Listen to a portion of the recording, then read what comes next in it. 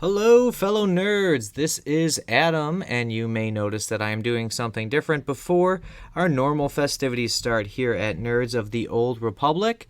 But I've got two quick announcements for everybody. One, we would love it if you would review us on iTunes.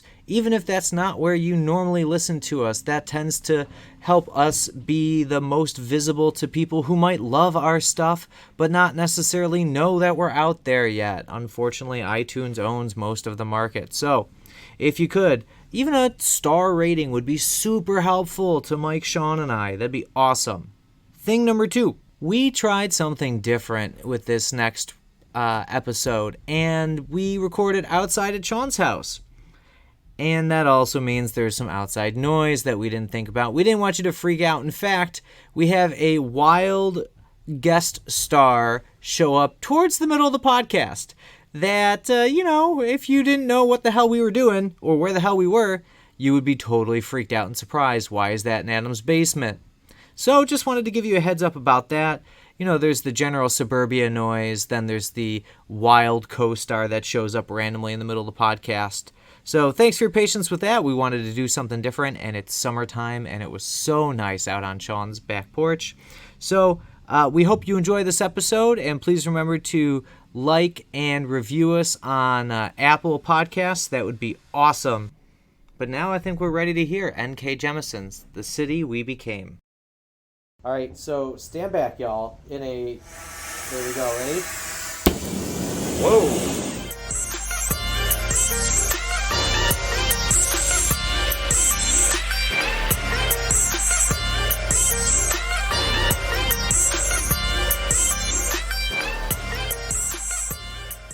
Whenever I burn weeds with this thing, all I hear is the Frog Door theme song from the early 90s website. Y'all remember that? Yes. And then it makes a little toot noise.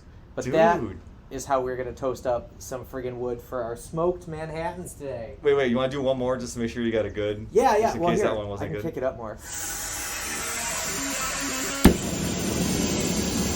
I will never pull weeds again. You shouldn't pull weeds. I will Don't melt my microphone. weeds alive from now on. Honestly, it feels so good to just sit there going, burn the name. Do you see my look at my crop of weeds that's growing where I had to do a bunch of landscaping. So, for those of Burn you who my can't house see down. it, I have a little 1-pound propane cylinder attached to what looks like an old man walking cane. And you can buy them from Home Depot and get yourself a $30 weed burner. But you might want the 40-pound version where you get the tank you attach to your grill. And you walk around, and the end of it's like what you would use to burn wood for chiaroscuro, wood, Japanese treatments and stuff. This really changes my opinion of Adam. He's way more heavy metal than I gave him credit for. I am yeah. honestly picturing him stepping out his front door, putting a pair of shades on, firing that motherfucker up. That's right. And saying, let's do this, weeds. Yeah, and nothing feels better. That's got to be satisfying. Now, am I in my yuppie suburban home burning weeds on my shore next to my stand-up paddleboard? Yeah.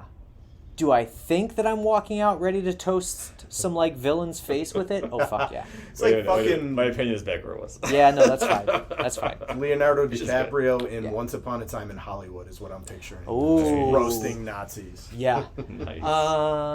I will picture myself doing that. I will fantasize about that next time. Nice. Yeah. So we are drinking Manhattans tonight. Yes. Smoked Manhattans? Smoked Manhattans, because as I was reading the book, I kept thinking, it's too sweet. They keep toasting these little flowery things, these little fallacies from the white woman who jut out of nowhere, and I immediately jumped to my weed burner.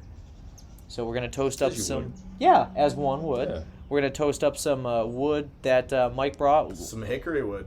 and Hickory smoked Manhattans. hickory right. smoked Manhattans. We're going Sounds to try to badass. toast some glasses and then toast to it. So I think at that, we're going to officially fire it up and get ourselves set up. We'll see you on the other side with our drinks. Yes. That's becoming Here's, really- yes.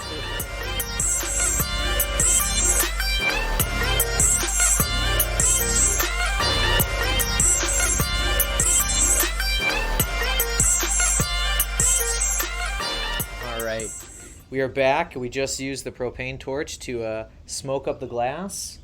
And first impressions, we can pretend it's like the fine wine from last episode. Man, that smells good. It sure does. I was worried the smoke smell was going to disappear fast. Oh, you know what? It's gonna sound weird to say, but it kind of smells like old man, but in the best way. You know what I mean? Like that, like that smell of like a dude who's been seasoned.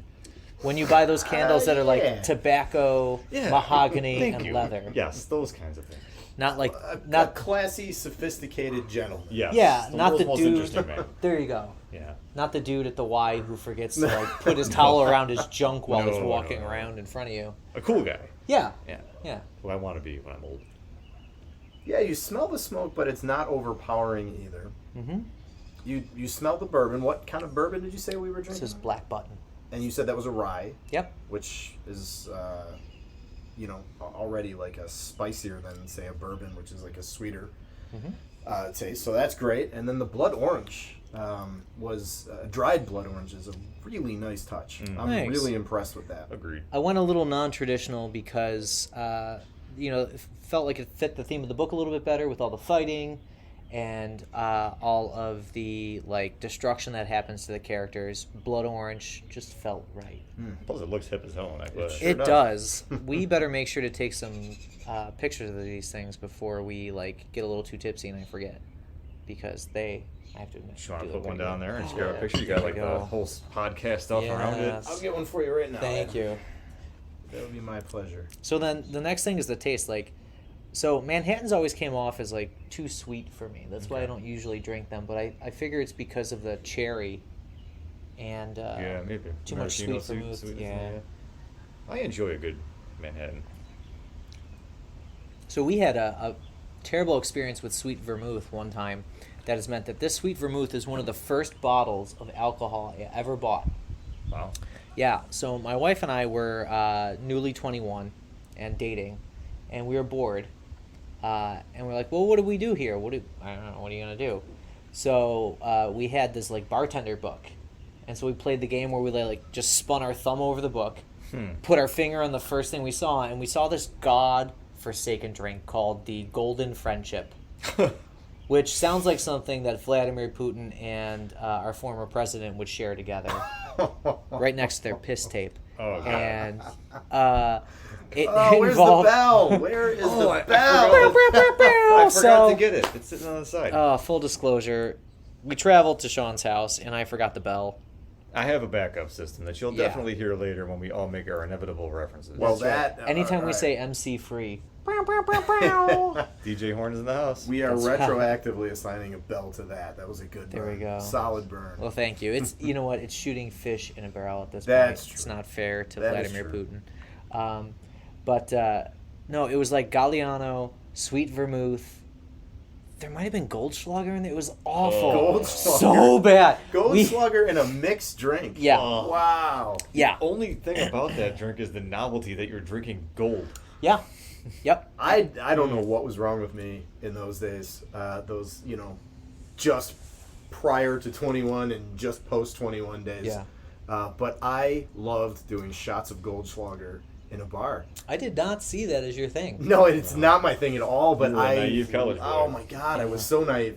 And now I think about it, and it just churns my stomach. Oh, for sure. And do they even make Goldschlager anymore? They do. They do. Yeah. It's still around. No kidding. Remember Aftershock? Aftershock Came was with a big the chunk less of candy. classy. Yeah. Yeah. So Jägermeister's still around, right? That was another popular Yes. one in All your those cinnamon-based Ugh. liqueurs. I have to admit that for a while I was the Jaeger bomb guy You were? in college. What do you want to do? Jaeger bombs. So can we drink these now? Or? we've been- Adam and I have been drinking. I'm you sorry. haven't? Oh, I Yeah, thought we I'm were gonna- sorry, Mike. all Go ahead. right. Let's get. Well, you know what? We can cheers. just Nah. Nah, fuck All right. you. All right. What do you think? I mean, Oh, that's as somebody's so good. yeah, good. Yeah, that is outstanding. I am gonna say again, the blood orange to me is such an improvement on the traditional It Manhattan. elevates it, really. It's so silly, like an easy thing. You just go shop, You know, my pick up some fancy garnish. my father-in-law is a huge fan of a modified Manhattan. I don't know if he invented this thing or what, but it's a dry Southern Comfort Manhattan up with a twist. That's a mouth. That's like a Starbucks order at a bar. It is actually not a bad All drink. right. So dry vermouth, Southern Comfort. Southern Comfort, and a twist of lemon. shaken, and it is a surprisingly drinkable drink that'll get you fucked up quick. Well, I believe that. That's kind of the Manhattan's thing. Yeah. Yeah. It's not bad though. But Manhattans aren't something I drink that often because being a whiskey guy, I would rather just have the whiskey, and I feel like the vermouth and especially like the cherries makes it too sweet for me. That's not that I don't like them, but I have one and I'm like I would rather just switch back to I agree. Scotch or bourbon or something. But the blood orange here doesn't do that. It gives it like I don't know, sort of a citrusy edge, but it's more of an accent. It doesn't like overpower it the way the cherries do. Good. I'm really into this. Agreed. Well, if you're listening at home and you're interested, check out the podcast page, nerdsoftheoldrepublic.podbean.com for the recipe. Boys, what to say? You want to grab a bagel and schmear and talk about this thing? Yeah, Let's do I it. think we do it up. All right, we'll be back with our schmear.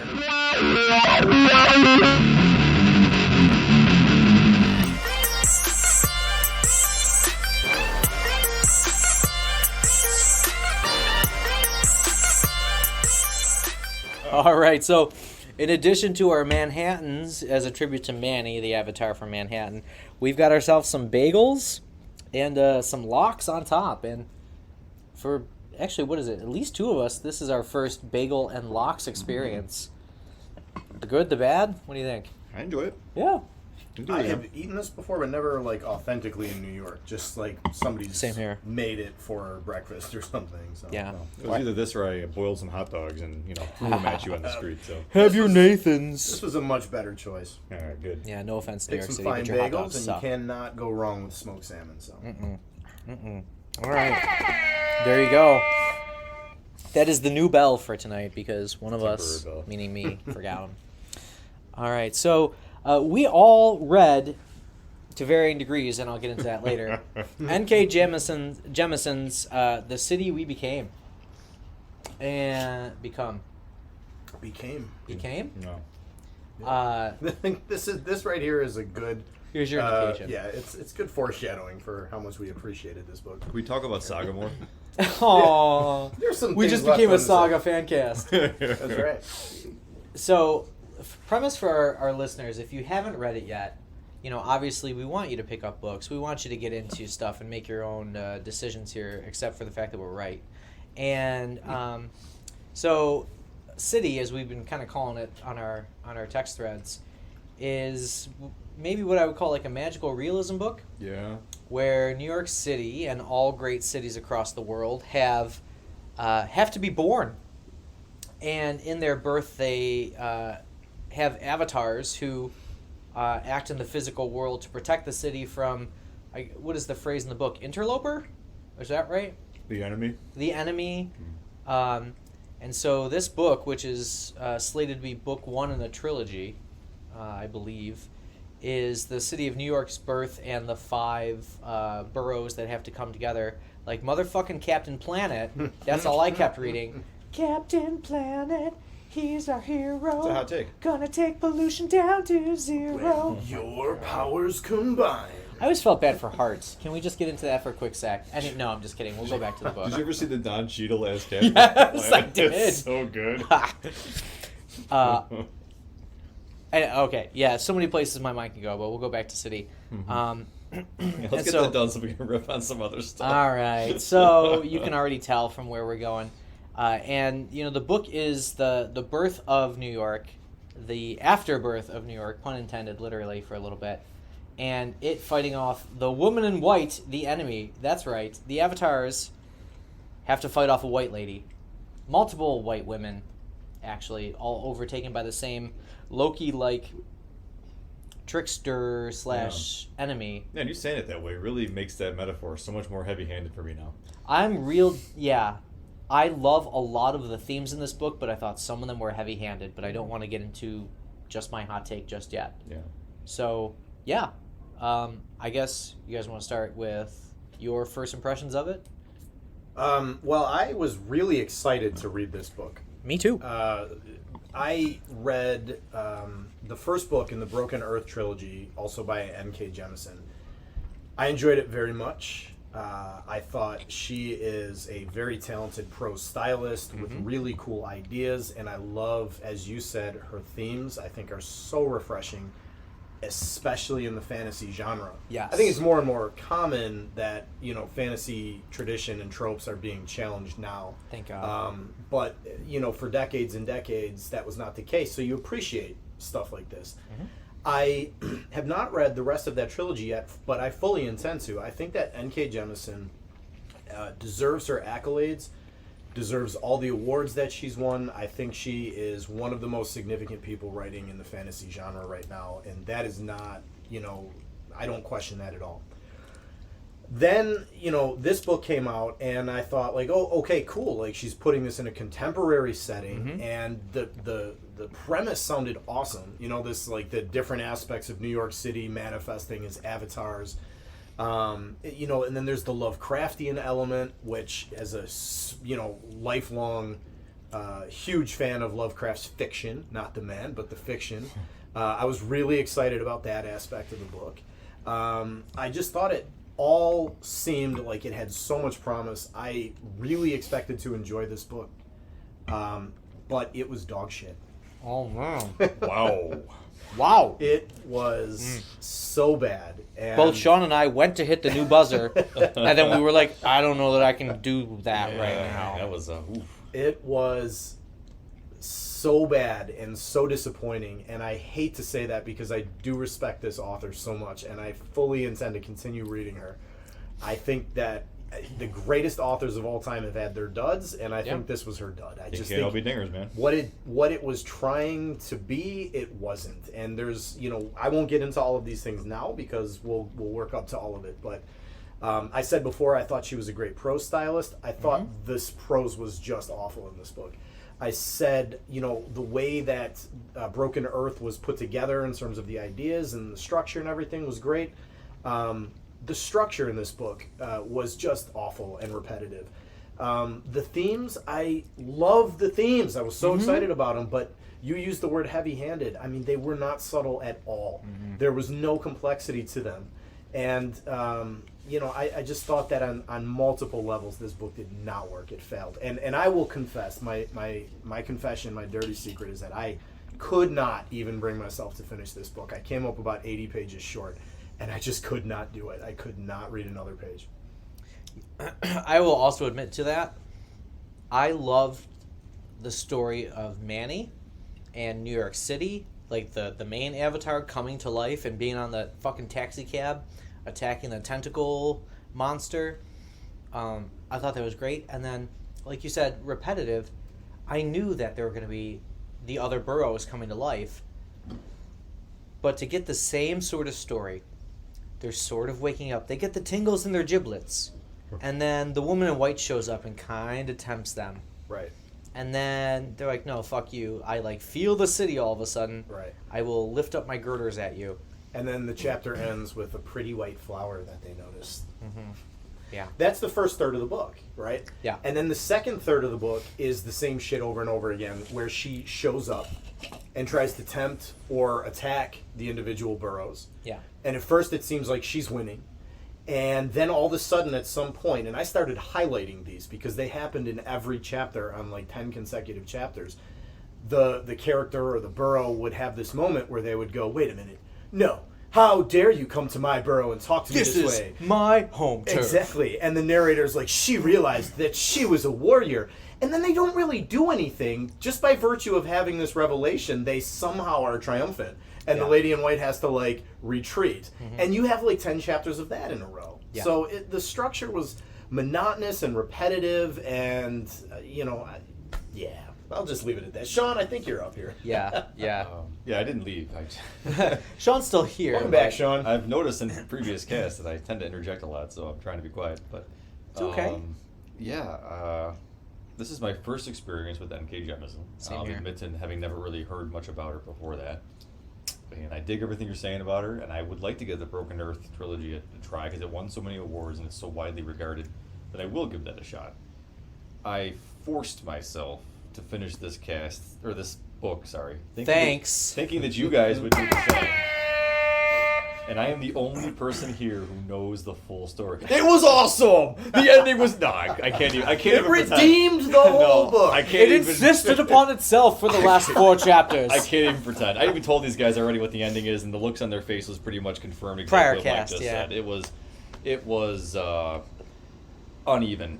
And to me, at the end, the only take I could come up with is this is a love letter to New York for someone who lives in New York. Mm-hmm. And then I found out that she actually only lived in New York for a little while. She's from Alabama. She's not even from New York. Well, I would love New York more than Alabama. It's true. True, but the that doesn't change anything. She spent a lot of time in New York as a person, and I'm sure she loves it. And it's got that love letter to New York kind of feel to it, and to almost love-hate of Lovecraft. And it's just an idea that probably came to her in the middle of her sleep, and it just became a student writing project and never any more than that. Yeah. And that's a good way to put it. I just didn't. I forced myself to get through it, and I'm sorry, Miss Jemison. I saw flashes of brilliance. I saw things in there like, wow, that was some good prose, but there was so much that just was half baked. I felt like I did the same thing. Reading digitally, I would highlight a phrase, and then make a note of it. And for the first 4 or 5 chapters, I did that probably once or twice a chapter, where I was like, oh shit, cool. Mm-hmm. And then by Staten Island, I got to the point where I was like, okay. I think that was. I see ya. It lost me, like you said, Mike. There was just too much going on, and I think had she decided to maybe break this book into individual sections for each avatar, it might have felt more cohesive, rather than unevenly spending time with Manny and then time with Bronca and then back to Bronca. No, we're going back to Staten Island now. Oh no, now we're with Brooklyn, but she's really kind of just on the side. We're just not going to talk about her all that much. We're going to go back to Bronca again.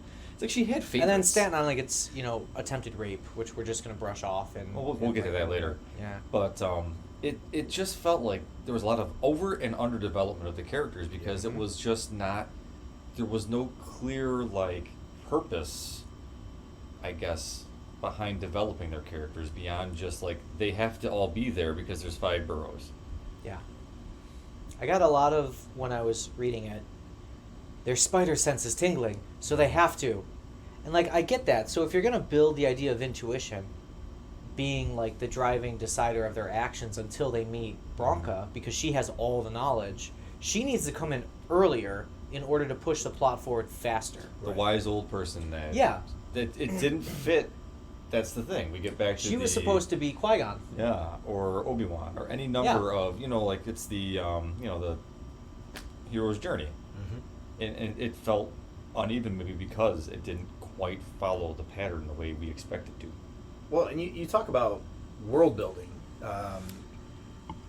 Thank you. I'm pointing to the New York City beer that Mike also brought, the single cut 18-watt IPA. I have been a huge fan of their can design forever.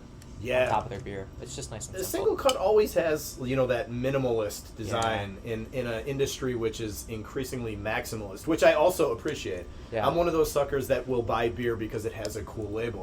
And yet you hate Baz Luhrmann, and you're telling me you like maximalist. No. That's oh, I'm Sean. Sorry. My mistake. Who's the hater in this? Dude, that's right. That's my brand. Does somebody dislike it? Equals Sean.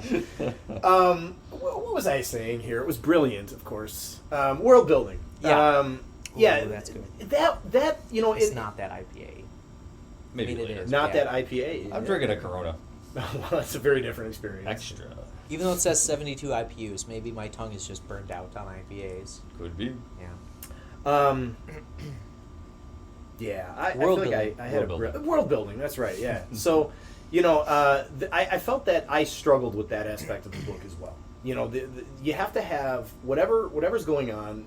Whatever your magic system is, or whatever you want to call it, it has to be logical. It has to make sense. And there was just all these moments in this book where I was just scratching my head, where the fuck did this shit come from? There's a part early in the book where I don't even remember which character it is, but she's getting attacked, I think, by the Lady in White or something. But she realizes something about property values and real estate, and she starts throwing money on the ground. And they were at the Rock. That's Manny at the Rock with his roommate. That's right. Who never comes back. Who just friggin' he disappears. vanishes. You're right. Yeah. He's a But- bloke in progress. I But kind it's of like that line. It's Yeah, just bloke like in I'm progress. like, all right, now I'm like trying to like get that into my programming for this Yeah. book. Like, okay, so if you throw money on the ground, you've bought that land or something, and now you've protected your. And then that concept doesn't come up again in the rest of the book. That's No. like. That's like, playing Mario on the old Nintendo, and it's like, here's a power that works Well, for a little actually- bit, and then it goes away. Manny brings up the point about having his credit card and if he has enough left on his balance, but it's like a throwaway line towards the end when he knows he's going to have to defend the primary avatar. Yeah. It's but I get what you're saying. The idea that there's no consistency, and you know what No. it felt like to me?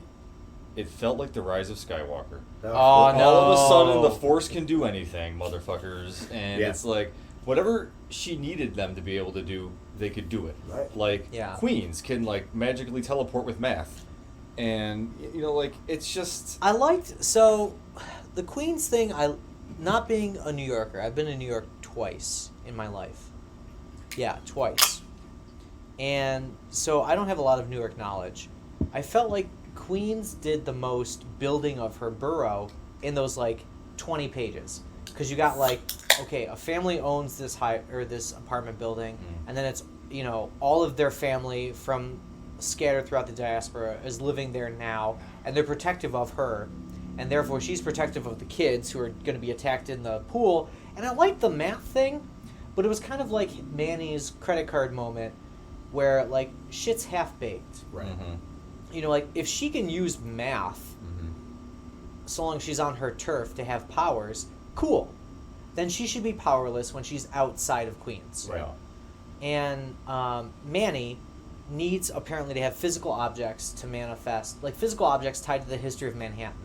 Oh, but he can become King Kong just by thinking about it. Well, I didn't get there, so that's on me. He says, I got to think about... I wish I would have watched more movies about New York as he's becoming King Kong and ripping his pants off. But it just occurs to me that what you're saying right here is actually really great commentary on the quality of this book and the consistency of the world building. Because you could totally be bullshitting us right now, and we believe you completely. That's a good point. You could be totally making He up could the be fact like- that you can make up he was any King Kong shit fucking May you Jemisin. want, I don't know. and I would believe it because Yeah. it's been happening all book. Full disclaimer, that is actually the end of the book. However, I do this all the time with my students, and they're like, why do we have to read this book? I'm like, don't we just tell you the ending? Yeah. And I just make up some complete bullshit, and they're like, that's how it ends? I'm like, well, you're going to have to find out. Yeah. Yeah. And then they get to the end, they're like, you're a really good liar. I'm like, I teach it for 15 years. Gatsby just stabs Tom right in the face. Yeah. Yeah. Straight up He shakes says, it. I've had enough Smurtle of your right fucking in racist there. bullshit, Tom, and then he stabs him in the throat. Yeah. It's a great ending. He Yeah, he bends shouts, Daisy over die, his whitey, corpse. die. And here we go. He does. So we beat on. Down with the capitalism system. Anyway. Yeah. So I guess, all right, so we've had our criticisms. Let's talk about, I think, things that we all probably enjoyed but are being overshadowed by some of the flaws in the writing that we saw. Can I real quick? I'm sorry. No. Because something came to mind, and I That's just fine. wanna, Go ahead. because that's a great point, and I do want to get back there. Through this, I'm sitting there going like, man, it just needed more. It just, and I hate to say it because I had to force myself to read it, but it just needed like an extra 400 pages to make all of this stuff work. Do you think it's because she planned to make it a series? Trilogies seem to be Jemisin's thing. I guess. I think that's a publisher thing too. I think Oh, it's like yeah. there's a pressure now that you have to come up with a series. If things don't come out in a series, if you're not already an established author, then you're done before you even started. But she's an established author. Because of a trilogy. Yeah, but a Hugo Award-winning trilogy, and the only one where every book wins. Yeah, prior to that, she had another trilogy whose name is escaping me, and which I have not read. I don't know that it was as critically acclaimed or award-winning as Broken Earth, but it was also quite celebrated, and But they sounds can't, interesting. They can't milk an author's tits unless they know they're going to get more than one book out of them. Yeah. Oh, and yeah. I think they're signing them now to these This deals. is a problem with the Right. current publishing industry. I'm trying to get out Dr. Google here to find out what.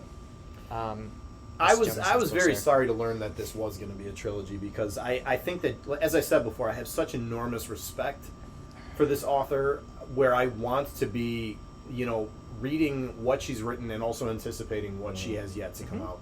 I don't want her next two books or however many books, to follow this one. I don't even see how this could be redeemed. It's just too messy. There's too It many is. ideas, too little space.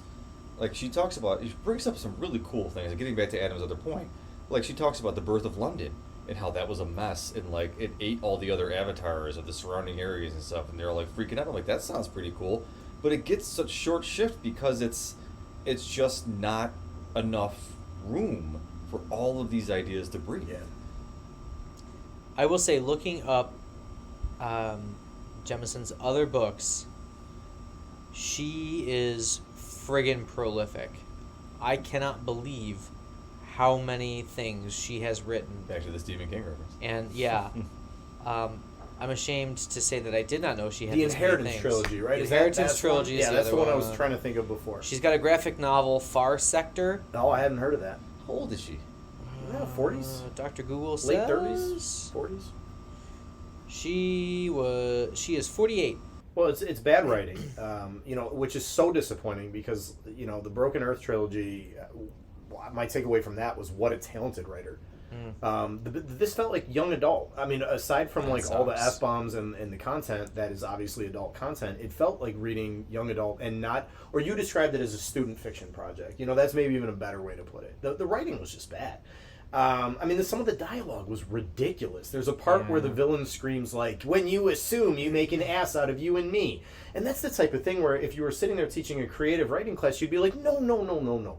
Stop right there. Yeah. Cross that shit out. Honey. Yeah, exactly. There's no subtlety at all. Oh, and then, so the writing itself is poor. That was disappointing. The themes, as we've already said, are so heavy-handed. Like, there's no complexity to it at all. You brought up, the attempted rape scene before, too. And Yeah. I'm reading this going like, this guy's like, why don't you suck my dick because no one else is going to sleep with you? And it's like, now how am I supposed to, really think about this as a real problem in the world when this guy's just a fucking drunk douchebag?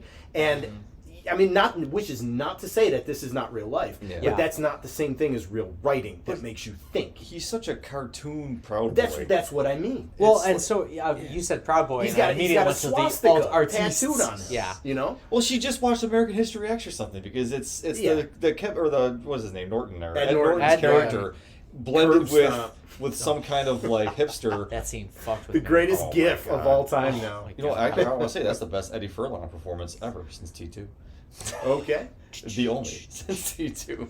Yeah. But it was just like everything was so over the top with that, and just like I get it. I understand the diversity of the cast. I understand the need to push that idea, but where Saga succeeded vastly more in making or normalizing a diverse world and all of those ideas that we talked about in the last book, this fails on all of those counts. I agree. Because it felt like it made you almost like embarrassed to be reading this, going like, oh my God, really? Right.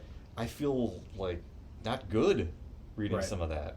And, so I read in an interview that N.K. Jemisin did that, because this obviously has heavy Lovecraftian aspects. Literally, they reference Lovecraft multiple times. Constantly, which is I can't even pronounce it. Right.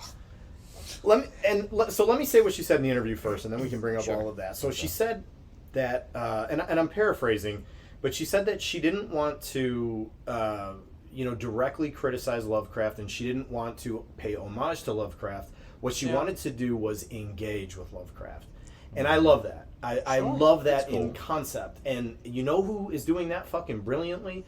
I haven't read the book.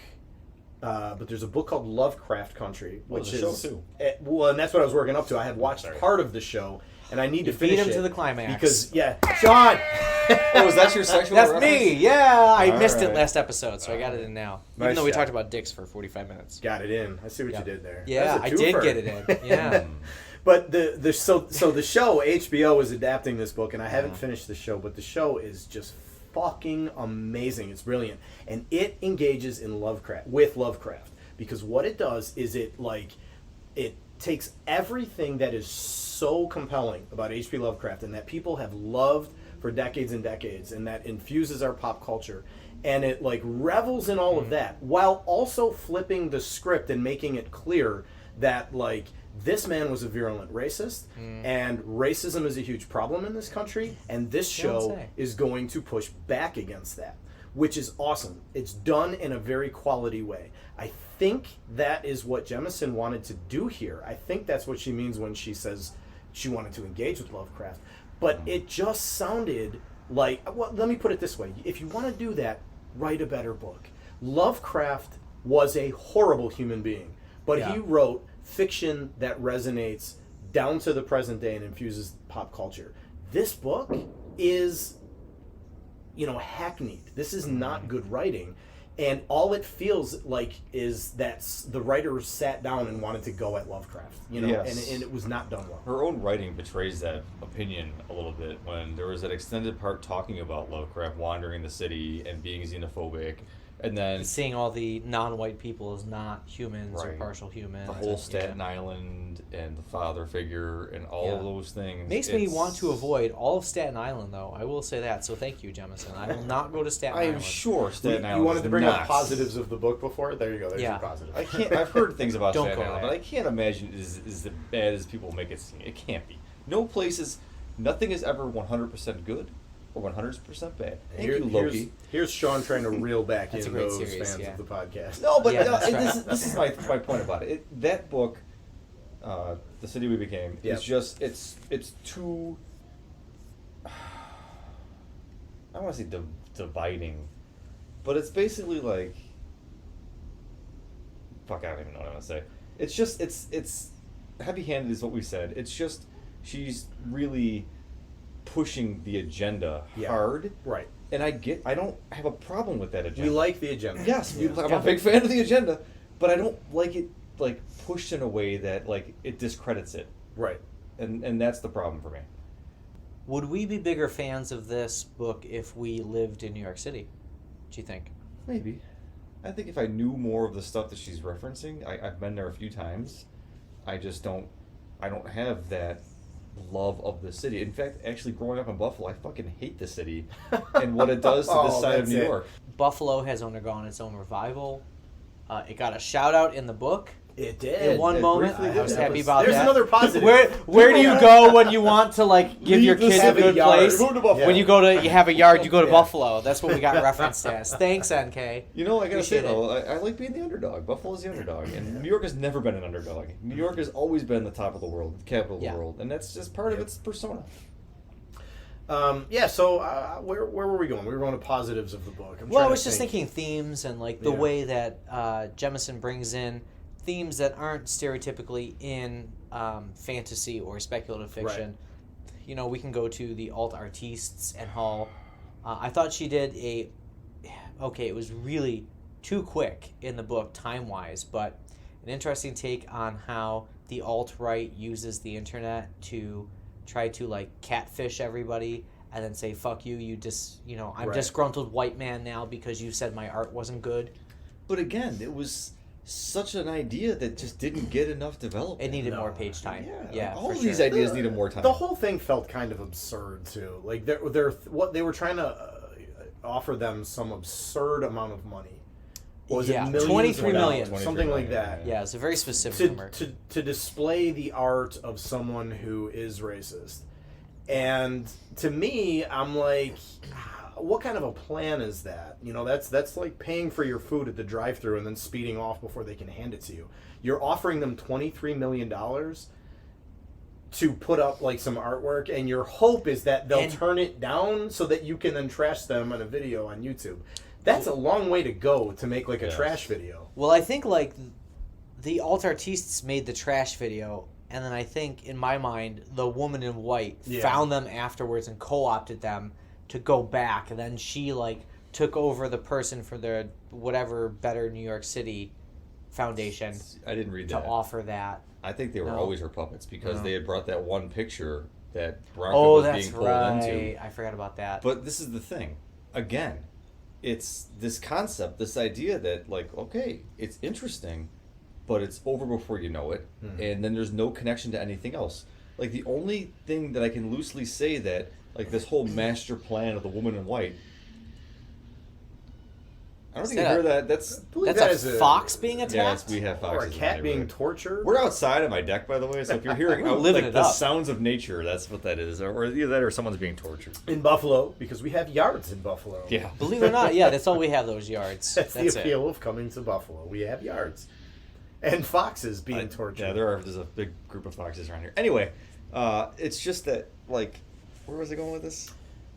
You said it was over too quickly, which is, it wasn't even hard for them to, like, they're like, oh shit, like, they've got our phone numbers and they're putting it out there and people are getting, and then it's like, oh, a community of artists, like, stepped up and, like, made their own video. Counter hashtag. And that was it. Like, that was it. That should have been a chapter and a half by itself. All these things happen and they're over and it never comes back. Like, there's no connection. The only thing I can think of is at the end, like, Starbucks is a representation of how the city's natural culture is being taken over by some sort of like bland, and again, it's another one of those heavy-handed metaphors where the whole takeover by the woman in white was this idea of taking away New York's soul. Yeah. And that's because of the chain restaurants, and they become actual monsters that attack them on their way to find the primary avatar. Well, that just sounds like a little like curmudgeonly to me right there too. It's like, again, if you're bitching about Starbucks destroying the soul of New York City, oh, like you are a cranky old motherfucker. And she made the cliche of there's one on every corner. And of course, it's like, fuck. They have good coffee. What do you want? Welcome to capitalism. That's right. I don't like capitalism, P.S., but still. Hey, by the way, what does capitalism better than anywhere else in the world? New York. That's right. They practically invented the shit. I was just going to say that maybe she ignored the fact that if you're going to talk about capitalism, that is such a New York thing. It is not even funny. I will trade you these beads for this land. Oh, my God. Capitalism. Oh, now we're going right back to the source. Statues about capitalism. Take that, Manny. Yep. There was so much I wanted to like here, though. Yeah. You know, like the character of Bronca being like the wizened old guide because she has all the knowledge. I just fucking hated her. She's a Lenape or Lenape, I'm not sure how you pronounce it. And she's like a Native American of that area. And I'm like, they kept thinking she's Mexican or whatever. And I'm like, they kept making these. Sucked. But it was. Again, she handled, I think, that background pretty cool. But again, like it was like there should have been a whole book about her if you really want to develop that character. Yep. And I kept thinking maybe it's because I don't know a lot about the Bronx, that I don't know how people in the Bronx act, behave, or what the milieu is. Well, yeah, but they don't behave very well. I won't pay $200 for a baseball game for myself. But. You know, I just kept coming back to, why is this character so reluctant to do what she knows needs to be done? And over the course of, 3 pages, she changes her mind. Not even that. She tells Vanessa, give me an hour, and I'll apologize and come back. Like, is that literally how people in the Bronx act? They're real stubborn as shit, and they have resting bitch face, and then, 45 minutes later, they're like, you know what, honey, let's just get together. It's cool. Let's do it. It's cool. Again, it needed more. I guess that's my take. That's my final take. You know what? Here's a connection again to Lovecraft, who is the target of this, who she wanted to engage with. Lovecraft, for so many reasons, his fiction should not work. Like, his writing is so overwrought to the point of ridiculousness. There is no action beginning to end in a Lovecraft story. There is nothing but the narrator's thoughts. There's no action. There's very little even dialogue. There's not really that much character development. I mean, all the things that go into making a great narrative are not that great or missing altogether in a Lovecraft story. And yet, it is so much more than the sum of its parts. It works, and its influence has only gained traction over the decades. Lovecraft is bigger now than he ever was. N.K. Jemisin, and this is circling back to the point you were making before, has written a book here where there is so much that should work. All the parts are there. She's a fantastic writer. This is a cool contemporary setting. It's a great premise. This idea of the avatars of the city and all that is a really cool fantasy premise. The themes are the right ones. They're the themes that we want. There's the aspect of challenging the traditions of fantasy with new ideas, the subversiveness of all that. There's so much here that should work, and yet somehow this is much less than the sum of all its parts. Agreed. Yep. It's kind of like if you were Captain Planet and all you got to act on was heart. That's all you got. Is that your new thing? That is my thing. You're not I'm doing gonna. sex references anymore? You're doing Cat the I Planet references? already did my sex reference.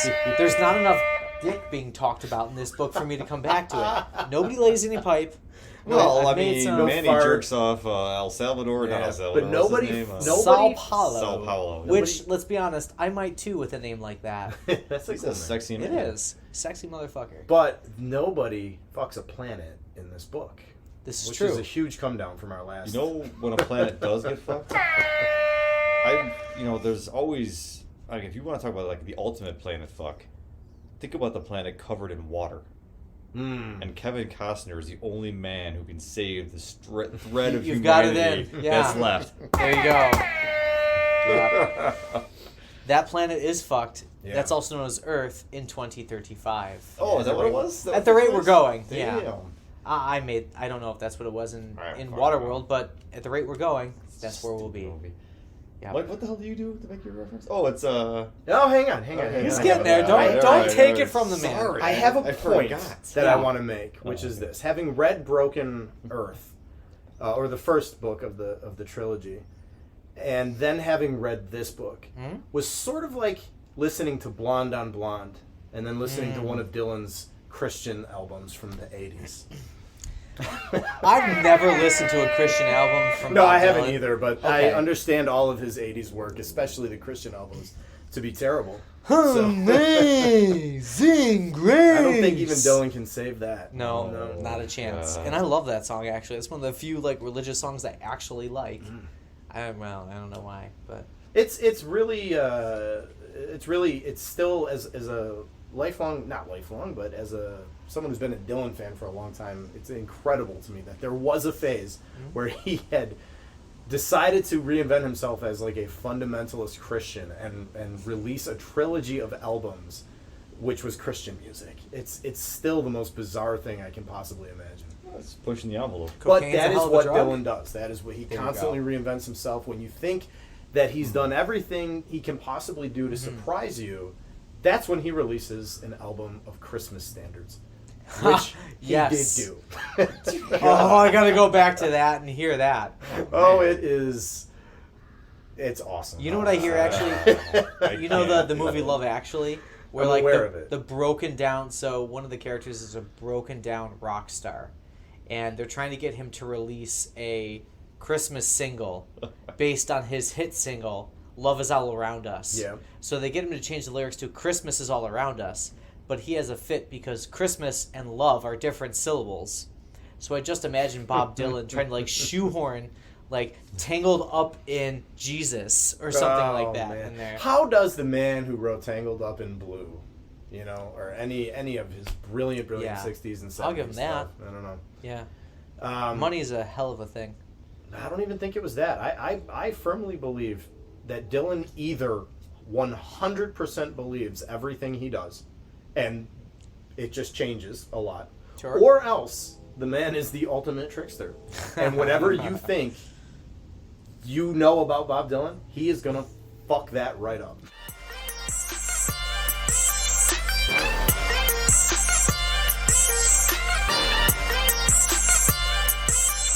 Lightning round this time? That was cool. You like the lightning That- round? that All actually- I right. enjoyed it too. I do have notes on the lightning round because I thought that was something we could work in as we go around. Yeah. So, okay. Hit it, man. Who can name the 5 boroughs first? Go. Oh, Bronx, Brooklyn, Staten Island, Manhattan, Queens, Sean wins. Bonus for Jersey City. and Jersey City. There you go. Sean told us the ending and Jersey City joins, which I thought was a fucking cop-out. It is Yeah. a cop out. It is a fucking cop-out. But again, it subverts what you expect. You think, oh, they're gonna get Staten Island somehow because she was pulled earlier. Yeah. And I did actually kind of like the fact that Staten Island was like, nah, fuck y'all. And then they were like, oh no, but Jersey City, that's a real borough. Yeah. Well, because they That's wanted to be a different. part of it. That's all That they was needed. actually kind of neat. All right, so there are 5 boroughs and 1 avatar. Sorry, and a my cat my on- cat is attacking the locks. It's alright. Cat. Well, I get it. I Down. attack the locks too. Oh, the locks is gone. Mike down the locks. Okay. Nothing to worry about. There are 5 boroughs and 1 main avatar. There are 5 characters in Captain Planet and 1 Captain Planet. Who can name them first? Don Cheadle. Go. Doesn't count. I can't do this. I don't remember Earth, that. wind, fire, Heart heart, water. and yeah, that's Earth. all of them. Then they all combine to Captain Planet. That's right. And Isn't Earth, that the Colgate USA like cartoon hour or something Yep. stupid? The Colgate and train. yeah, it was like 1960s comeback where they were like sponsored by Colgate. Brush your teeth, kids. And poor Hart was the only non-white kid, and Hart Is the could one in the only talk to wheelchair? a fucking monkey. What was the one that was in a wheelchair? I don't remember being in a wheelchair. Fire was named Wheeler. I remember that. And he had red hair, so I'm like, I'm that dude. Fuck the other people. Because redheads stick together. Soulless gingers. That's right. I can daywalk, though. It's okay. Okay. Good reference. Thank you. I don't have a soul, though. We should so- watch Blade. I would watch Blade with you. Blade 1, 2, and 3. Oh, fucking great trilogy. Yeah. never seen Wesley Snipes did something I've seen well. him. Wesley Pipes was incredible in those movies. I have no objection to seeing them. I just have not seen them. Oh, Unlike- future cast. If you guys want us Yeah. to talk about the Blade trilogy, please hit us Yeah. up on the socials. Y'all want to do a live watch? Let us know. That'd be cool. Except our fans in Alabama and Staten Island, who we have, I think, thoroughly isolated tonight. I've checked the geos on locations. We don't have to worry We're about good? it. All right. We don't have to worry about All it. right. It's fine. It's fine. All right. We're very coastal. We are literally coastal, and then there's some Europe. Yeah. Nice. Yeah. A little Australia. Yeah, shout out to our Austria fans. Thank you very much for listening. Australia. No, Austria. I mean Austria. No, we had them in Australia too. Oh, yeah, but right there I was just referencing Austria. Oh, yeah, Because well, they didn't get a shout out yet. Austria is Our fans great. down under listen Yeah. consistently. We had a Thai. I think we had a Thai fan as well. We did. Yeah. Shout out to you. I wish I had your name, but perhaps you don't follow us on the socials, which is at Nerds of Old Republic. Follow us. My goal is to get a listener on every continent of the planet. Antarctica is going to be a tough get. I don't know. There's a lot of people down there There are researching. people there. That's right. They got nothing better to do, I You should suppose. listen to us and get drunk. That's what I would do Yeah. if I were there. Hey, the people on Antarctica, I would guess that we're talking about the kind of books that they read. Science Yes. fiction. Doomsday scenarios as Yeah. they study the dying permafrost in right. Antarctica. Well, once the ice melts, they'll find all the alien artifacts. there. Oh, yeah. Yeah, I'm so looking True fact. forward to aliens. Well, the Drunk 25th. history. That's when we're going to get the release of the Navy or the military report on UFOs. Didn't we already? I Yeah, thought it already we, came like- Well, they already said it's Yeah. going to be disappointing, but it's not officially out until the 25th. It can basically be summed up as they're probably not aliens. What the hell are Question they? mark. That was basically Space the traveling report. Nazis? I don't know. They didn't get the atomic bomb, but they got space travel. I don't know. Take it. Yeah, that's a win. I, for one, would welcome our alien overlords. It can't be any worse than it is right now. I hear you channeling Simpsons there. I voted for The two Kodos. aliens. Oh, yes. Vote for either one. It makes no difference. Either way, you're doomed.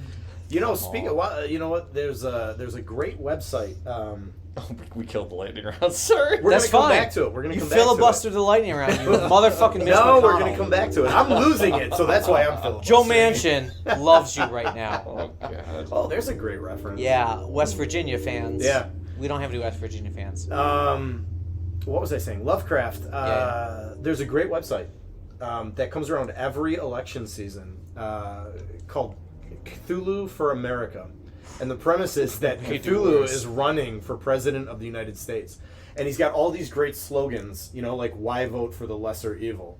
Or Cthulhu, no lives matter. Oh, There's- ouch. Yeah, it I is. like that. It is Ouch. good, man. It is funny. That sounds pretty awesome, actually. Yep. All right, lightning round. Lightning round. Okay, so imagine this book becomes a movie. It Who? could be a Please good no. movie. I'm sorry, continue. No, your no, question. that's fine. Or maybe an HBO series who I think could Yes. really do the fuck out of this book. Yes, I agree. Okay. You need a towel? Wait, what was the rest of the question? Yeah. No, I didn't finish. I was stopped Oh, by his alright. groan. Yeah, Sounded like sorry. Sean was about to finish.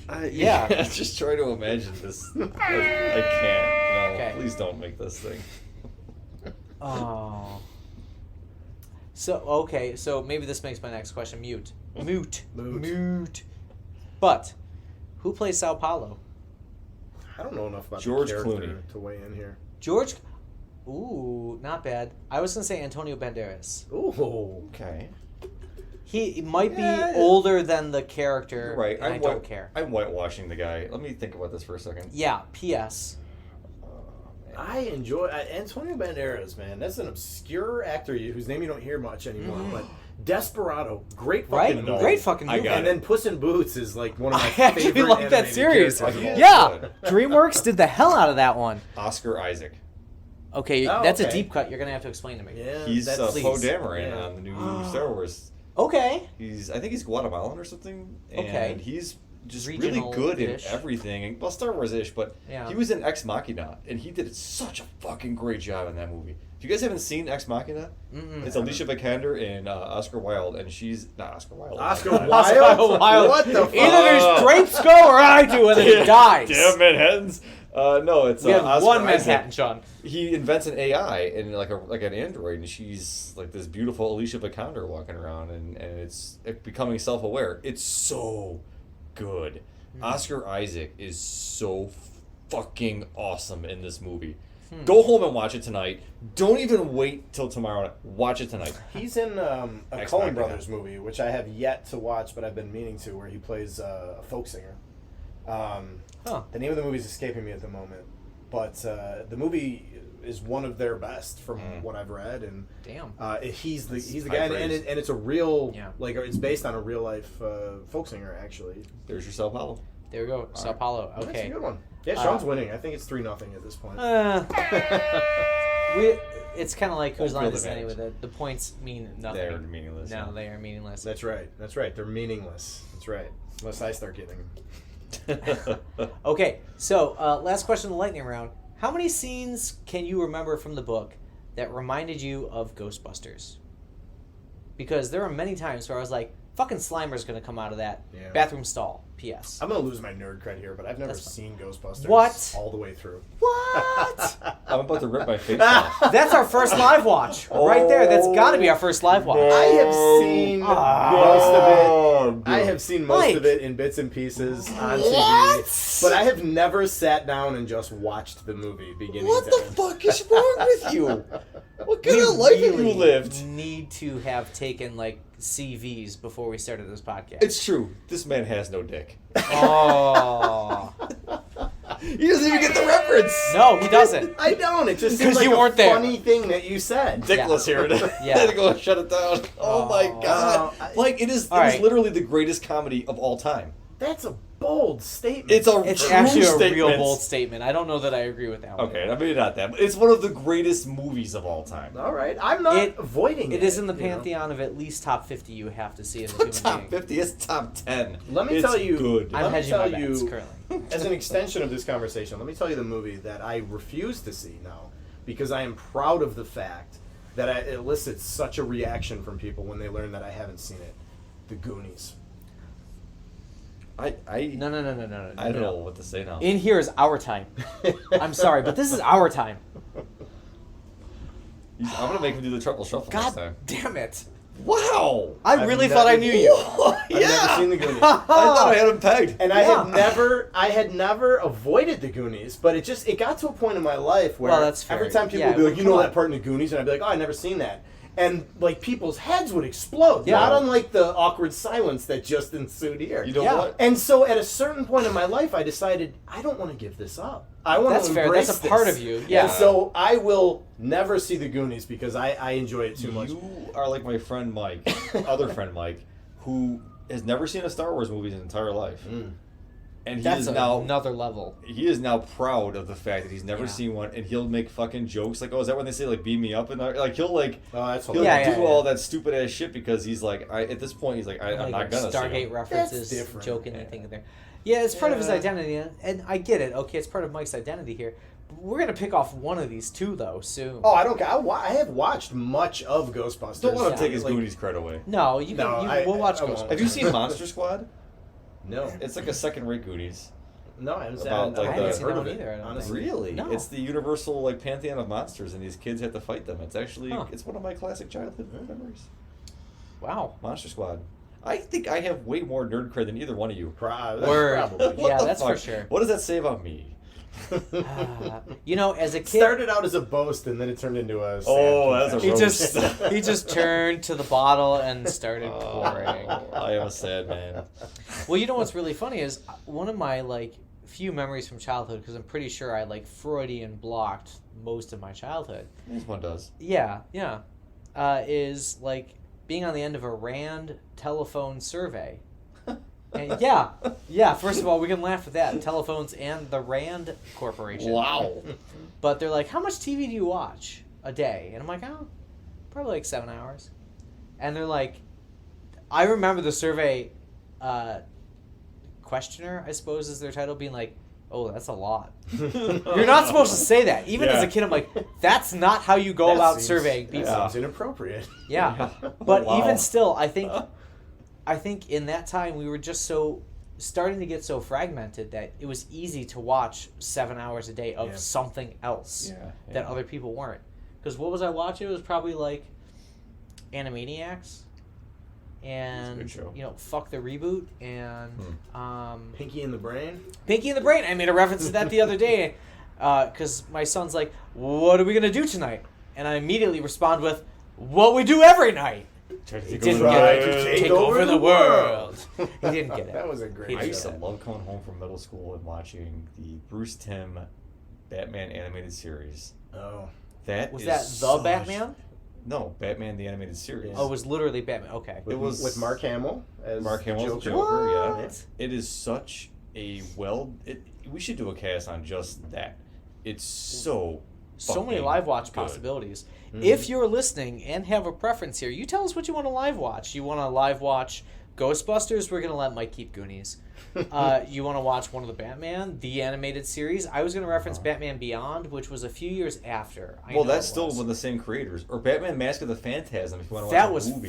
fucking One of the best Batman movies out of all of them. It's Fantastic. so good. It's Yeah. it's like a noir Batman, but it's amazing. Dick Tracy meets Batman in the 90s. Because Dick Tracy sucks. Dick Tracy was a fucking dick of a movie. Yeah. That also, Madonna was in it though. That's true. Yeah. Madonna in Zoot Suit was fairly good for a hot minute. I think she was my first boobs I ever saw. Really? No, can't be. No, it was Beverly D'Angelo in National Lampoon's Summer Vacation or Vacation. Oh, speaking of thirst traps, yeah. We will have to live watch Waterworld, of course. I feel like that's only fair. Yeah. Or The Postman, if you really want to. Oh yeah, or The Postman, yeah, or both. We'll have a Kevin Costner. Should we listen to Dylan in the background? There you go. And then pouring out on the side? Oh, that's I was gonna step into this and be like, guys, I suddenly can't join this conversation because what am I gonna do? Have moaning in the background? Adam's off to the side fapping while we're watching and listening. Oh man, I have a feeling our listenership will either skyrocket or plummet, and I can make a good argument for each. I'm It's sorry gonna for hold what we steady just at did. 1 or 2 downloads a week. Yeah. Thanks, Mom. Oh. Thanks, Mom. Oh man, I we've avoided talking about the book for long enough. Well, which because has we're been successful. just done. There's Yeah. nothing else to say about it. Honestly, I think we said our piece about it. We had high hopes. Let's. wanted I a mean, lot. I will say this. I mean, my advice is read N.K. Jemisin for sure. She is a great author. She's an important author. Just don't read this book. This book is, and I'm not usually that blunt about it. I mean, World War Z we did in our first cast. I didn't love that book. I respected it. It didn't entertain me. God, I love that one a lot more now. Respective. Yeah, 3001 entertained me, but I didn't respect it. It was the reverse. Yeah. This book, it's just it did not entertain me, and I did not respect it as writing either. But that is not a reflection of this author. This is when one of your favorite artists just puts out a dud of an album. That's what this was. It was not her best work. It's not even close to her best work, but it should not be read as me or any of us commenting on the author herself, who is actually much better than I think that this book shows. Yeah. Not having read the... Ditto quotes. Yeah, there you go. Not having read anything else from her, I am sad that this was my first introduction to Jemisin because I had heard so much... Yeah. I've read so much about her being a rising star and super important, and I want to support her because there's so much bona fides behind her. Right. That I feel like, as I came into this book, I was like, all right, this is great. And then eventually I was like, not so much maybe. Right. And I felt like, am I saying that personally, or am I saying that like critiquing her work? What's happening here? I felt like I should have liked it more than I should have. Could ultimately be this book just isn't for us. Also true. You know, I mean, we're just not New Yorkers. We're Buffalonians. Yeah. We're Buffalonians. We have Somebody write a book where the West Side, the Old First Ward, the East Side, and motherfucking South Buffalo all become avatars. South Buffalo is a hockey player. P.S. It has to be.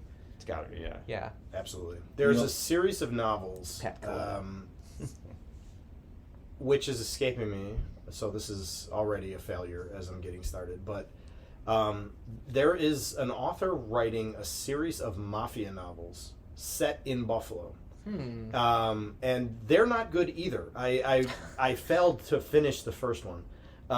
But the most intriguing thing about the book is that it is reveling in Buffalo. It just drops street names and all the landmarks and restaurants or whatever that we know in Buffalo. Yeah. It revels in being Buffalo. Buffalo's it's getting a glow up lately. Just becoming. We've got the Blue Jays. Yeah. It's becoming a place to be. We stole the Blue Jays We're because of building the border. a movie studio. There's What? things happening here. Well, Guillermo del Toro, Yeah. one of the most important, people working in cinema today, was filming, and I assume will finish filming. He got cut off by the small pandemic that we had. Might have interrupted work a little bit on the movie, but he was filming that in Buffalo, and that is a movie version of. What's the book? It's an old novel called Nightmare Alley. I heard of that, yeah. Yeah, I've read that book twice. Really? And it's a really good book about, somebody who kind of rises through the ranks as a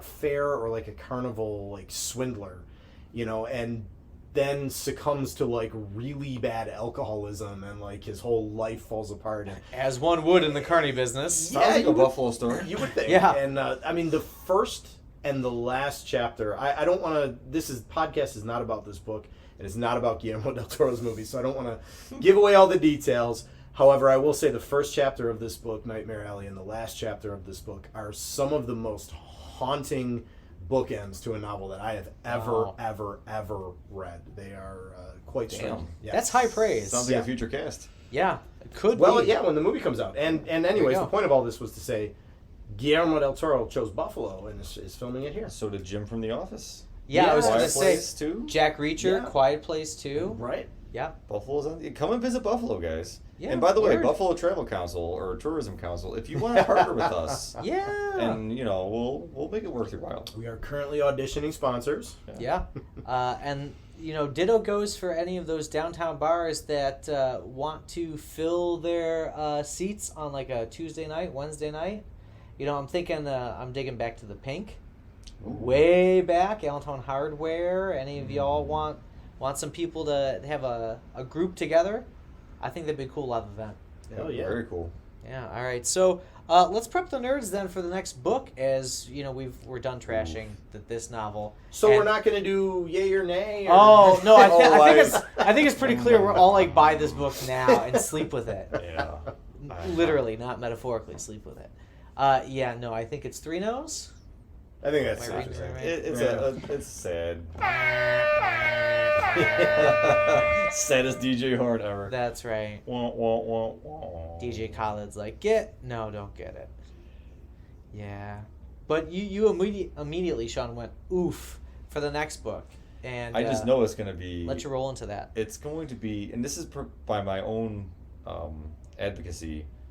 It's going to be one of those books where we're going to have to work hard. Mm-hmm. Having tried to read it before, and not quite making it because of other competing interests, but now this cast is going to force me to finish it because I'm the only motherfucker who actually finishes the goddamn books. Dropped out because of lack of interest. We're gonna read Dune. Yeah. This is Dune. one of the pinnacles of nerddom.